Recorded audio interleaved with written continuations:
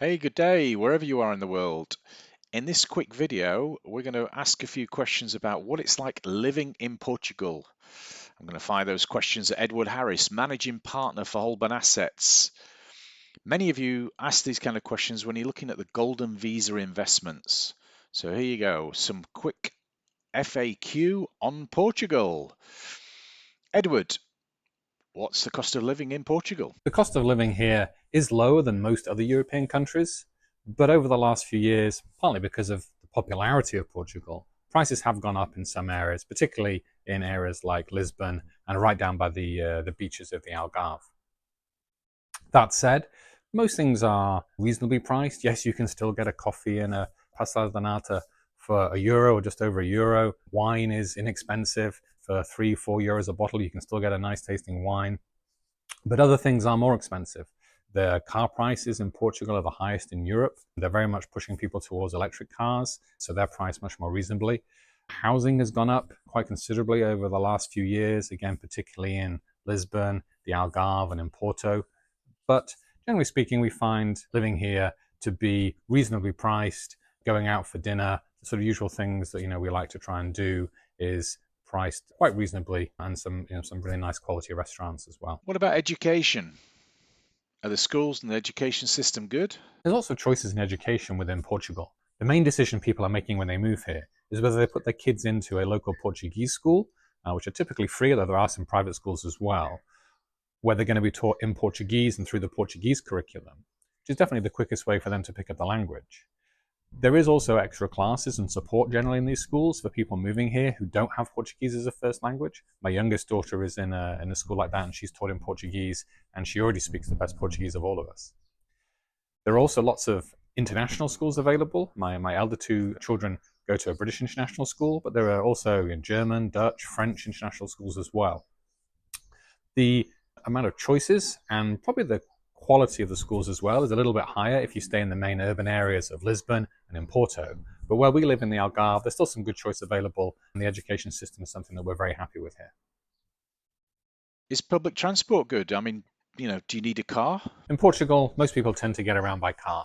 There is a reasonable rail network, but the trains don't go particularly regularly. They're not especially fast either, like you find in some other European countries. So people generally getting around by car, and the quality of the roads is very good. There's generally speaking little traffic unless you're trying to hit sort of downtown Lisbon peak rush hour times. So in terms of getting around, there are some toll roads as well, north, south, and east, west. The fees are relatively low, and certainly in comparison to some other countries in the world. So we find it's a very easy place to get out and about and explore the beautiful country that it is. One gentleman asked us, he's got a family. So what's the healthcare like? Healthcare is a question that we get asked about a lot, particularly for those coming from places like the US, where the cost and availability of healthcare is a major issue. So in Portugal, there is free healthcare. So when you get your Portuguese residency visa, then you get something called a utente number, which enables you to access the free state-funded system here, which is very good. We use it primarily here for children getting their vaccinations, but it's good to know in the case of an emergency. We had some friends who had a baby and there were some issues. They were taken by ambulance from the Algarve where we lived, about 200 miles up to Lisbon. The baby had to have some operations done. They're fine. And was in hospital for several months. They put the parents up in an apartment near to the hospital. And when the baby was ready to go home, they left. There's no charge for the accommodation, no charge for the care. So very good system that people often use for emergencies or some of these more serious things. For more day-to-day things, a lot of people here who've moved here choose to get private health cover as well. The cost of the private health cover is very reasonable, certainly again compared to what it's like in the US. I pay around, I think it's around €200, so about $220 a month for my whole family, which compared to what it was in the US, where it was well over $1,000 each month, and then with a huge deductible on top. Here, when we go and use the private healthcare and use the private hospitals here, which are very good, the charge is sort of minimal. So each year, my wife and I tend to go down and have a sort of full check done with blood tests and ultrasounds and bone density scans and all the sort of things to make sure that we're all fit and healthy. And the total cost we pay when we leave is normally somewhere around €50, so sort of $55. So great system, two choices available. There's a free healthcare system which everyone gets access to when they get their residency card.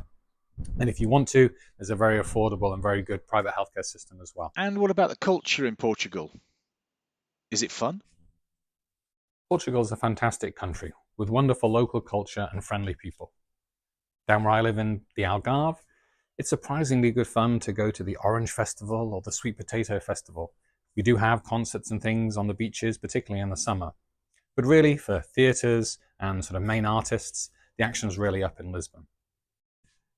But as well as all the great things to do here in Portugal, it's also a place to help you explore the rest of Europe. With a residency card, you can hop on a plane, no passport control, and take a short flight to Paris or Rome or Madrid. We live about 2 hours from Seville in Spain, and we often drive over there and spend a couple of nights and enjoy the culture and the food there as well.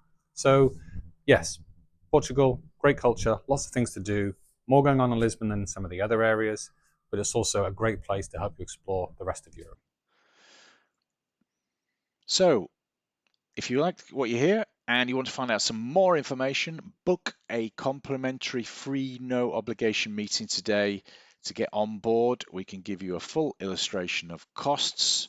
So reach out either if it's on YouTube on the comment section below, or reply to the email that this was sent on, or even go to the website robinthornton.com. That's robinthornton.com. Loads of channels to get in touch with us and book a meeting.